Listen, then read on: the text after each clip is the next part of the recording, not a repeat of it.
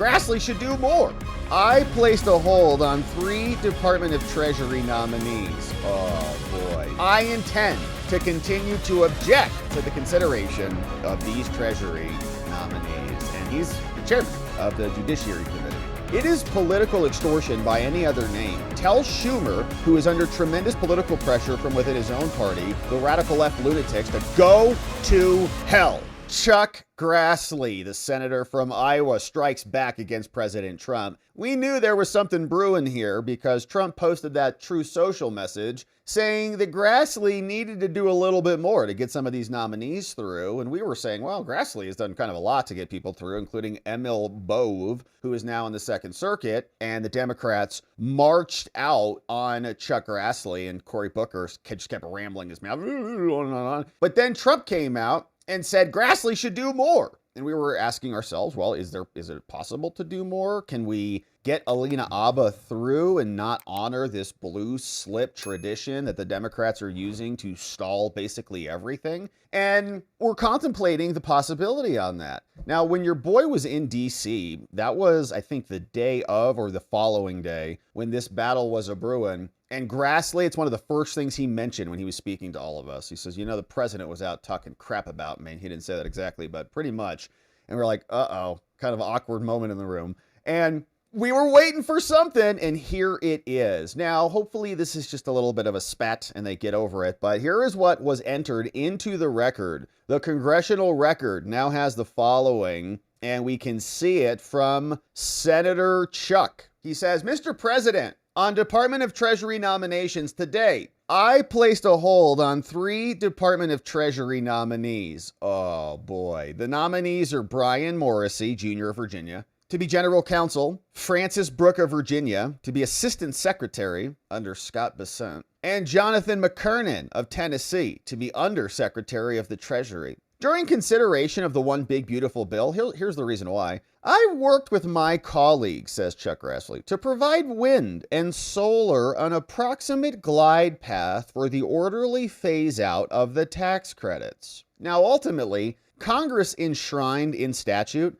a 12-month transition period based on when projects, quote, begin construction. What it means for a project to begin construction has been well established by Treasury guidance for more than a decade. However, Congress specifically references current Treasury guidance to set that term's meaning in law. This is a case where both the law and the congressional intent are clear, says Grassley. Now, the DOT is expected to issue rules and regulations implementing the agreed upon phase out of the wind and solar credits by August 18, 2025. Until I can be certain that the rules and regulations adhere to the law and congressional intent, I intend to continue to object to the consideration of these Treasury nominees. And he's the chairman of the Judiciary Committee.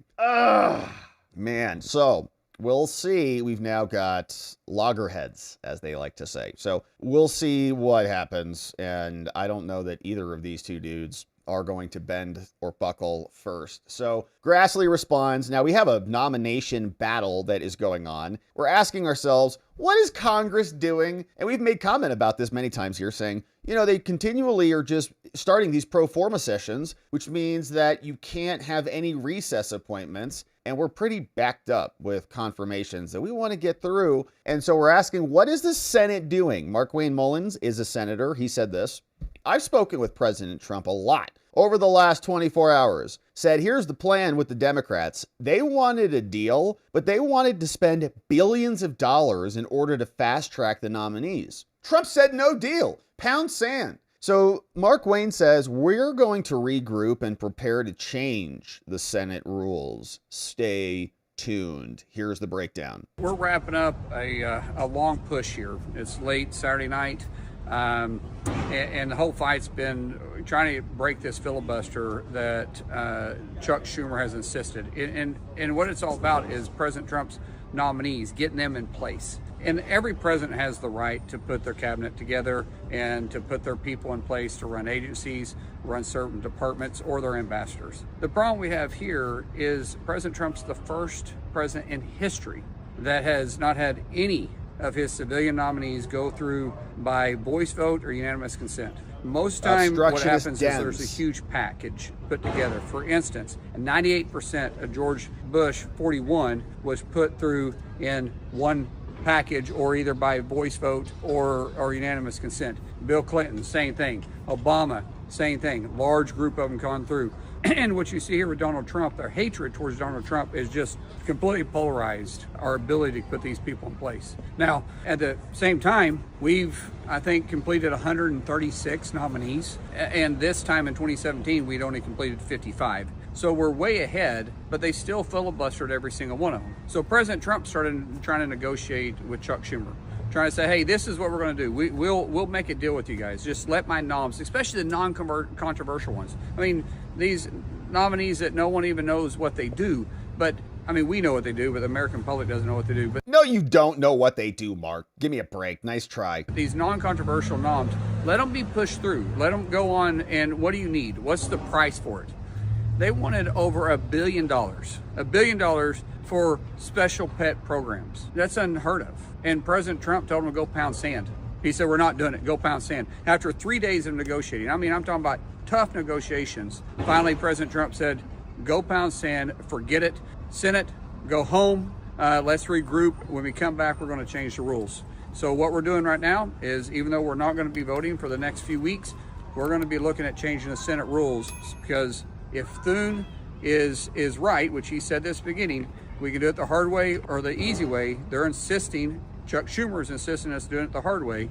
Then the only option we have is to change the Senate rules to break the logjam to move on through. So unfortunately, this is where we're at, and I guess we're living to fight another day. But God bless you all. Thanks for letting me be here in this fight.